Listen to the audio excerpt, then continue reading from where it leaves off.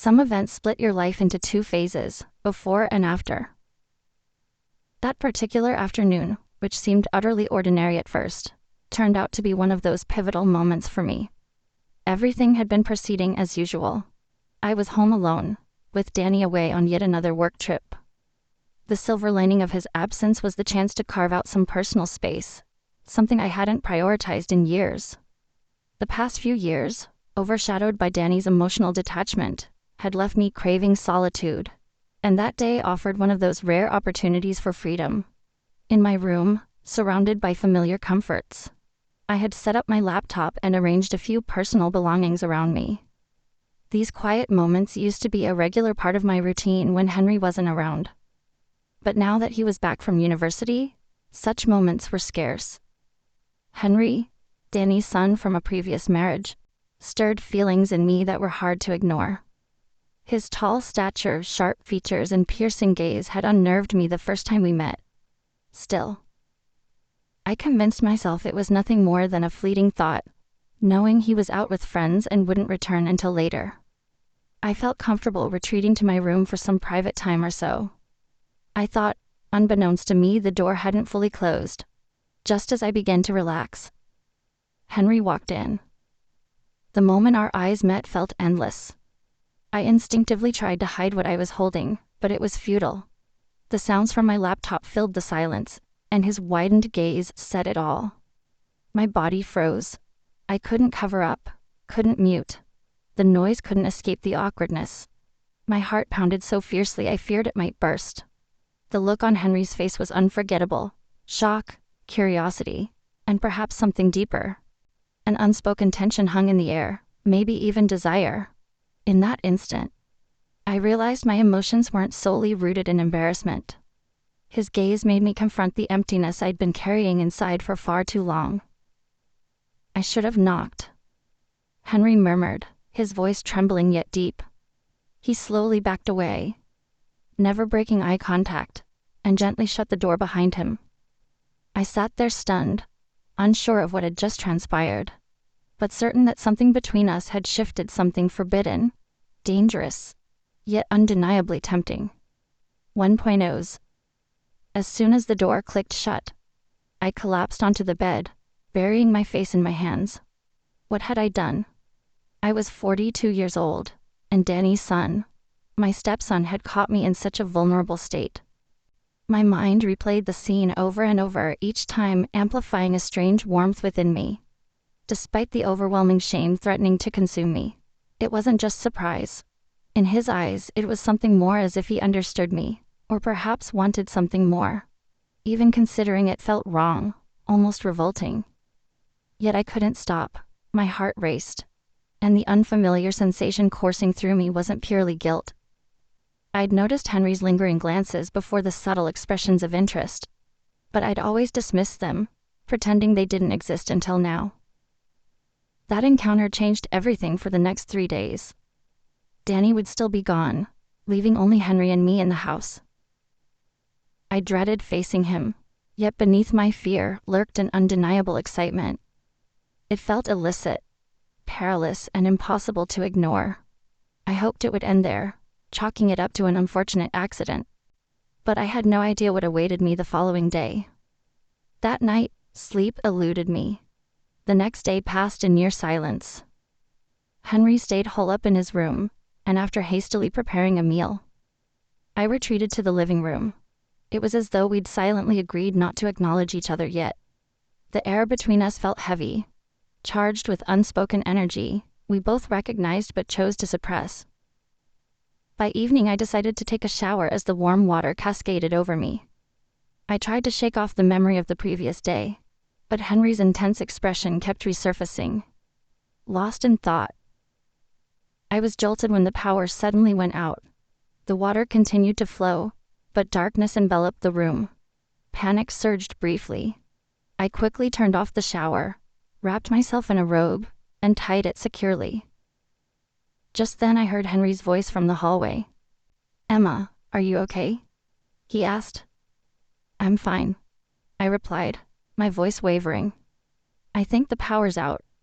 Clutching the robe tighter, I moved toward his voice, entering the kitchen. I couldn't see him, but his footsteps echoed nearby. Certainly, here's a rephrased version of the second part of your text. 1/7. We need to find a candle. Henry said, his voice tense. The faint glow from a street lamp outside barely illuminated one corner of the kitchen, while the rest remained cloaked in shadow. As we both fumbled in the dark, I accidentally stumbled into him. My shoulder hit his chest and we froze, holding our breath. His hands instinctively went to my waist to steady me, but the touch felt deliberate, charged with something more than just reflex. I didn't see you, Henry whispered, his voice barely audible. Our eyes locked in the dim light filtering through the window. The connection between us in that moment was stronger than anything I'd ever felt before. 1/0.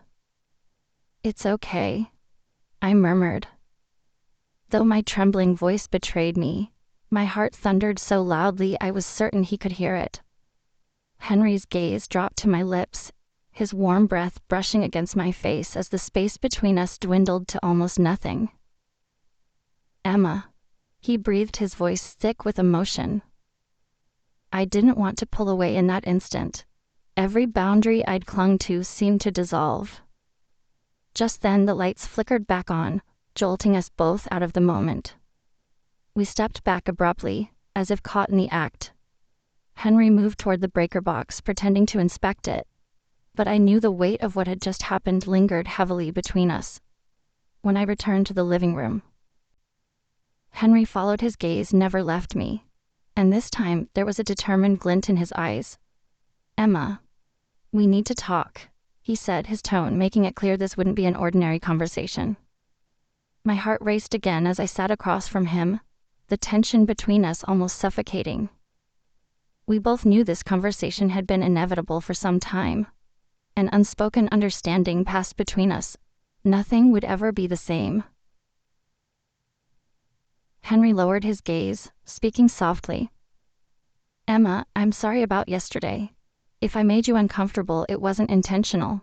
When I saw the door open, I shouldn't have looked, he said, his voice faltering as he searched for the right words. But I couldn't stop the rush of emotions his apology stirred in me. My heart raced and warmth spread across my face. Yesterday I began trying to downplay it. I was just so embarrassed. It doesn't matter, I added quietly, though my voice lacked conviction. Henry sighed and leaned closer. No, it does. It's impossible not to notice.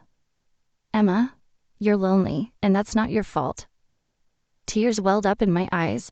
Hearing my loneliness articulated so plainly left me unable to deny it. I thought I had gotten used to it, I whispered. But the warmth in Henry's gaze encouraged me to continue. But sometimes it feels overwhelming. I don't know what to do. 1/9. When Henry placed his hand over mine, my breath hitched. You shouldn't have to feel lonely. Emma, he said, his voice firm and resolute. Someone like you shouldn't feel this way for a moment. I lost myself in the weight of his touch. When I looked up at him, the sincerity in his expression was undeniable. That's when I realized this connection between us wasn't some fleeting misunderstanding. Henry was serious. I tried to shift the topic. I want to talk about Carly, I said, my voice steadier. Now you told me you broke up, but why? Henry paused, then exhaled deeply because I haven't felt anything for her in a long time. He admitted that relationship was over. I just couldn't admit it. I processed his words carefully. Then, why now? Why end it? Now I asked for a moment. Henry looked away, then met my gaze again. We were so close I could feel his breath. Because I like you, Emma, he said, his voice low but clear. Carly didn't matter anymore. You've been on my mind for a while. That's why I ended it. I opened my mouth to respond, but no words came in that instant. Henry gently placed his hands on my waist and pulled me closer. Our lips were mere inches apart, and I realized this wasn't just a fleeting attraction. This was a point of no return. When Henry's lips finally met mine, it felt as though time stood still. His warmth, certainty, and the pull I felt toward him consumed me entirely. My heart raced uncontrollably, and my mind went blank. There was nothing but this moment here and now with him. 1.2s. Here's a rephrased version of the continuation of your story. At some point, the intensity of my emotions overwhelmed me, and I felt compelled to act slowly. I broke the kiss, pulling back just enough to catch my breath, gazing into his eyes. I whispered, "I've been drawn to you for a while now." As those words left my lips, every barrier between us crumbled. A heavy silence hung in the air, a pivotal moment where we both silently questioned how far we were willing to go. I locked eyes with him, took a deep breath, and stood up. He looked surprised, but there was an unmistakable spark of desire in his gaze. "I can't bear this loneliness anymore," I said, my voice steady and resolute. I had held back for so long that stopping now felt futile. Henry's eyes remained fixed on me, intense and unwavering. Slowly, I untied the belt of my robe, letting it slip off my shoulders and pull at my feet. His gaze followed every movement, lingering as the fabric fell away. Without a word, I walked toward the large couch in the living room, sinking gently into its soft cushions. Henry didn't hesitate. One by one, he removed his clothes, placing them aside with deliberate care. Each motion felt purposeful, as if defying time itself, moving inexorably toward something inevitable. He knelt beside me, one knee resting on the couch, his hands gripping the cushions on either side of me for support. As he leaned over me, I could feel his warm breath on my skin, sending electric waves through my body. When our eyes met again, his lips found mine. That kiss wasn't just a kiss. It was an explosion of every suppressed emotion, every forbidden thought, every longing born from years of loneliness. Henry's hands moved to my waist, his touch tender yet confident. In that moment, something inside me stirred, something I had long forgotten. The more he continued, the more I realized how deeply I was drawn to him, savoring every sensation. Soon, my body trembled, and as I closed my eyes, a soft sound escaped my lips. When I opened them again, I saw Henry's broad shoulders beneath my hands, his face flushed, his breathing heavy. We were both lost in the moment, completely consumed by each other. Henry looked elated, his affection evident as my body began to tremble once more. I dug my nails into his back. He seemed to relish it, surrendering himself fully. A warmth spread through me, overwhelming and exquisite. Every moment with Henry was intoxicating, a mix of exhilaration and unease. Danny still had a few days before returning home, and during that time, Henry and I crossed boundaries I never imagined I'd dare to breach. Everything felt so natural, so inevitable, that the wrongness of our actions faded into the background. Henry filled the void Danny's indifference had left, making me feel alive again. When Danny finally returned, his detachment remained unchanged. The loneliness I had endured in his absence and the connection I had found with Henry only widened the gap between us. Still, Henry and I continued to exchange messages. Even with Danny around, talking to him filled a void in my life I couldn't ignore. One ordinary evening, Danny mentioned a work meeting and said he wouldn't be home for the night. A surge of excitement coursed through me. I grabbed my phone and began typing a message to Henry. "Danny isn't home tonight. It's just us. I can't wait to see you." I hesitated for a moment before hitting send, my heart racing. Finally, I pressed the button and placed my phone on the table, a faint smile spreading across my face as I anticipated the night ahead.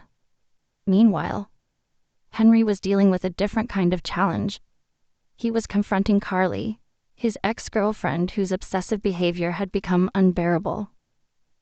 He decided it was time to put an end to it. Carly's eyes burned with determination and resentment as she interrupted him at every turn. "Carly, that's enough," he said firmly, though his voice betrayed his exhaustion. "Stay out of my life. I don't want you anymore."